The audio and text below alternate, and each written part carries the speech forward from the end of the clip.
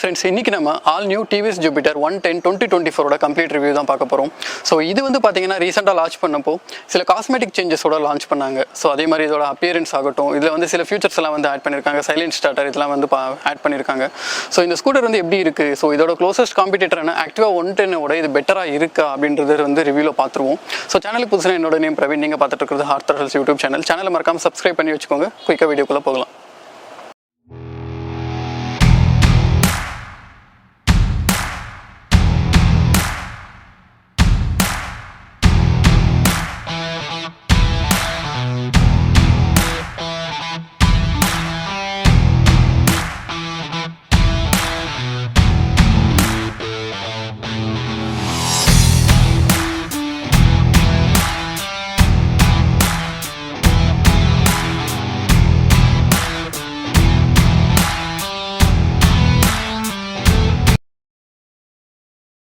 So Jupiter 110 ஓவர்வியூலேருந்து start பண்ணிடுவோம்.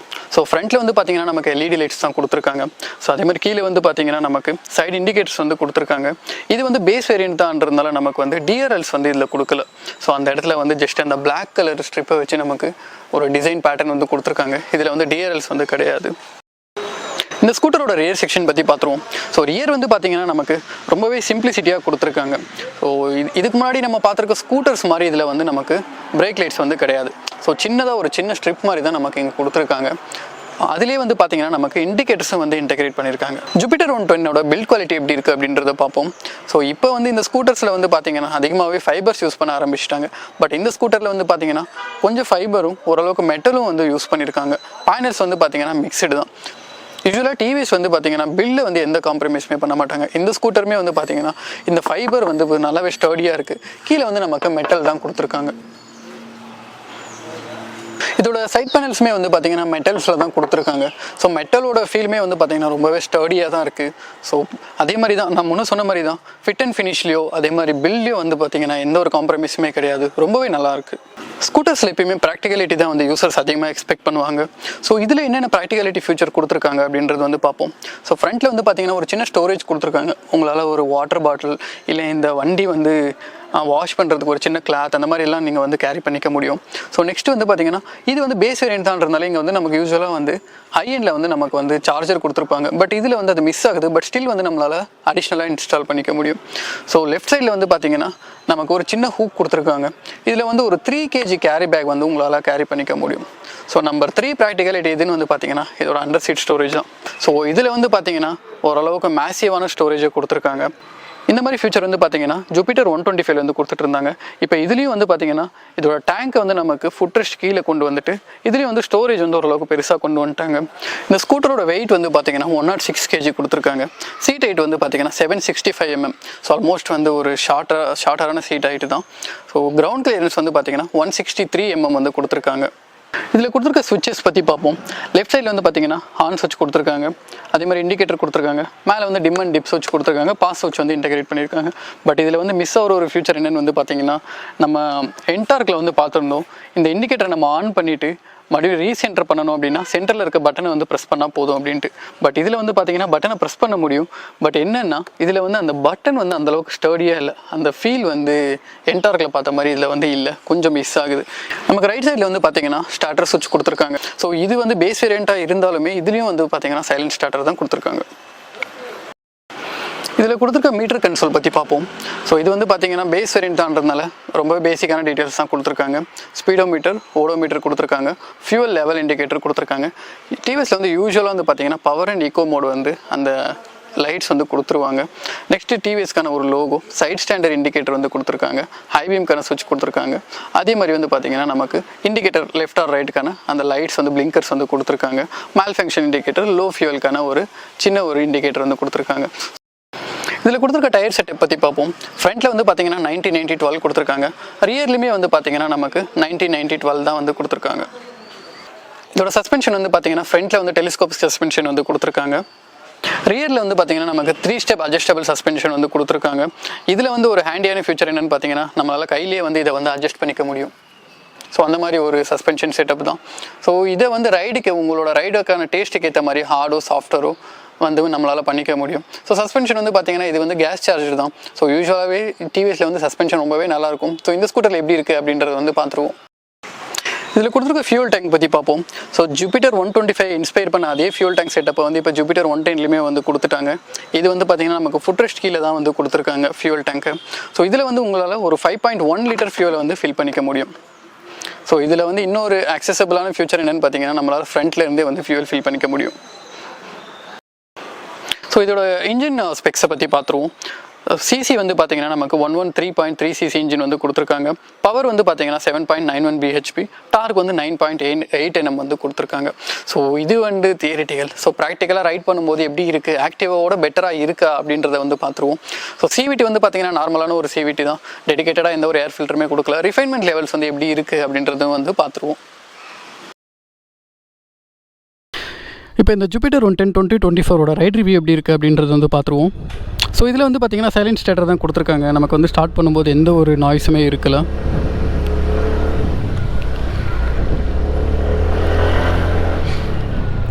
So இது வந்து ஆக்டிவாவோட எப்படி நம்ம கம்பேர் பண்ண முடியும், ஸோ பர்ஃபார்மன்ஸ் வைஸ் எப்படி இருக்குது, நமக்கு வந்து சிட்டியில் ஹேண்டில் பண்ணுறதுக்கு எப்படி இருக்குது, அதேமாதிரி ஹைவேல ஓரளவுக்கு எப்படி ஓட்ட முடியும் அப்படின்றத வந்து பார்த்துருவோம். ஸோ ஃபஸ்ட் திங் நான் நோட் பண்ணது என்னென்னு வந்து பார்த்திங்கன்னா, இன்ஜின் வந்து கண்டிப்பாக ஜாப்பனீஸ் ஸ்கூட்டர்ஸ் அளவுக்கு நல்லாவே ரிஃபைண்டாக இருக்குது. ஸோ ரிஃபைன்மெண்ட்டில் வந்து பார்த்திங்கன்னா எந்த ஒரு இஷ்யூஸுமே இல்லை. இது புது ஸ்கூட்டர் தான்ன்றதுனால ப்ராப்பராக வந்து ப்ரெடிக்ட் பண்ண முடியல சிவிடி எப்படி இருக்கும் அப்படின்றது. பட் இப்போதுக்கு வந்து பார்த்திங்கன்னா சிவிடியில் வந்து எந்த ஒரு இஷ்யூஸுமே இல்லை, ரொம்பவே நல்லாயிருக்கு.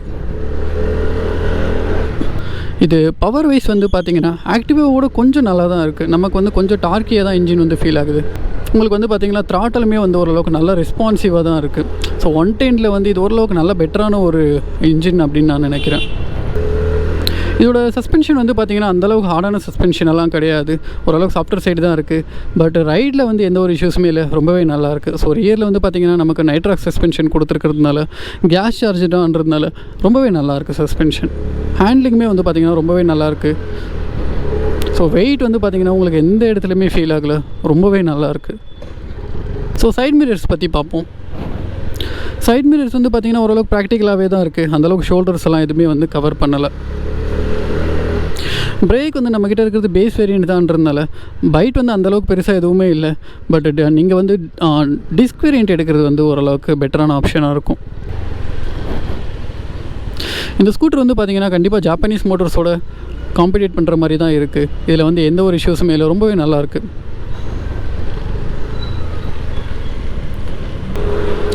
So low end and mid ரேஞ்சுக்கு வந்து ரொம்பவே பர்ஃபெக்டாக இருக்குது.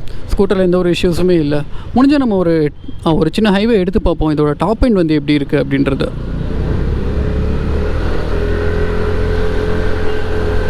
So low and mid range plus வந்து ஒரு ஸ்மூத்தரான இன்ஜின் வேணும் அப்படின்ற பட்சத்தில் நீங்கள் கண்டிப்பாக ஜூபிட்டர் 110 வந்து சூஸ் பண்ணலாம். ஃபியூச்சர்ஸுமே வந்து பார்த்திங்கன்னா ஓரளவுக்கு ஓவர்லைடட் தான். பட் நீங்கள் வந்து கிக்கர் இருக்க வேரியண்ட் எடுக்கிறது வந்து ரொம்பவே பெட்டராக இருக்கும். ஏன்னா வந்து பார்த்திங்கன்னா இதோட ஹையர் எண்டில் வந்து கிக்கர் வந்து ரிமூவ் பண்ணியிருக்கிறாங்க.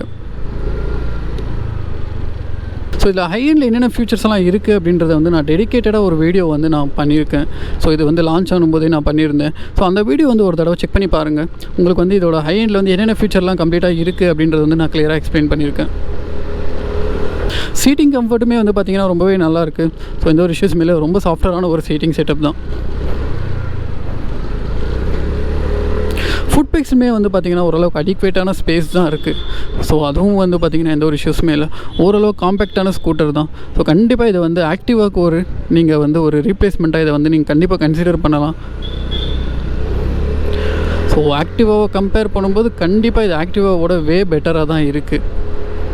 என்ன ரீசன் வந்து பார்த்திங்கன்னா ரீசெண்டாக நான் டியோ ரிவ்யூவில் வந்து சொல்லியிருப்பேன், அதில் வந்து பவர் வந்து ரொம்ப லேக் ஆகுது அப்படின்ற மாதிரி. பட் இதில் வந்து பார்த்திங்கன்னா பவர் வந்து ரொம்பவே நல்லா இருக்குது, அடிக்வேட்டாக தான் இருக்குது. உங்களுக்கு வந்து எந்த இடத்துலையும் வந்து ஸ்கூட்டர் வந்து லேக் ஆகிற ஃபீல் வந்து கண்டிப்பாக இல்லை. ஸோ த்ராட்டிலிங் ரெஸ்பான்ஸ் வந்து கண்டிப்பாகவே ரொம்ப நல்லா தான் இருக்குது.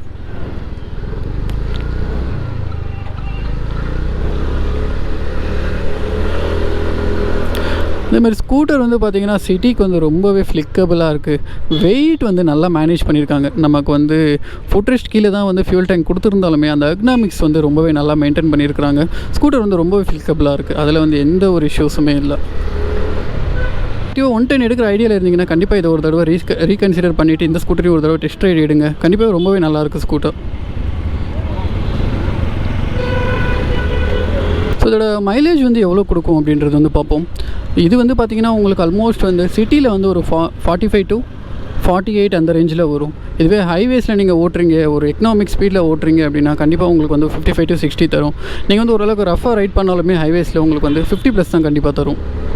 இதில் வந்து சைலண்ட் ஸ்டார்டர் கொடுத்துருக்காங்க. ஸோ இதில் ஏதாச்சும் ஃபியூச்சரில் ப்ராப்ளம் வருமானு கேட்டால் கண்டிப்பாக இதோட வெண்டரை பேஸ் பண்ணி தான் இருக்குது. ஹைவேஸ் வந்து பார்த்திங்கன்னா யூஸ்வலாக வந்து வெராக் இல்லைனா மிண்டா இந்த பிராண்ட்ஸை தான் வந்து ப்ரிஃபர் பண்ணுவாங்க.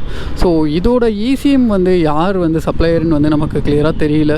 ஃப்யூச்சரில் பார்ப்போம். இது மாதிரி ஏதாச்சும் ஒரு இஷ்யூஸ் இருந்ததுன்னா கண்டிப்பாக நான் அப்டேட் பண்ணுறேன் உங்களுக்கு. ஸோ ஆஸ் ஆஃப் நோ வந்து பார்த்திங்கன்னா இதை வந்து நம்மளால் கண்டிப்பாக அப்டேட் பண்ண முடியாது. ஏன்னா டிவிஎஸ் வந்து இதுதான் ஃபஸ்ட் டைம் வந்து சைலண்ட் ஸ்டார்டர் ஃப்யூச்சருக்கு வந்து மூவ் பண்ணுறாங்க. ஸோ இது வந்து ஃப்யூச்சரில் பார்ப்போம். நானும் செக் பண்ணி பார்க்குறேன். ஸோ ஏதாச்சும் இஷ்யூஸ் இருந்ததுன்னா கண்டிப்பாக உங்களுக்கு அப்டேட் பண்ணுறேன். ஏன்னா நான் சில ஸ்கூட்டரில் சொல்லியிருந்தேன் சைலண்ட் ஸ்டார்டரில் வந்து நிறையவே இஷ்யூஸ் இருக்குது அப்படின்ற மாதிரி. ஸோ இது வந்து பார்க்கலாம் எப்படி இருக்குது அப்படின்றது. இதுதான் ஃப்ரெண்ட்ஸ் டிவிஎஸ் ஜூபிட்டர் 110 2024க்கான கம்ப்ளீட் ரிவ்யூ. வீடியோ பிடிச்சிருந்ததுன்னா லைக் பண்ணுங்கள். தேங்க்யூ.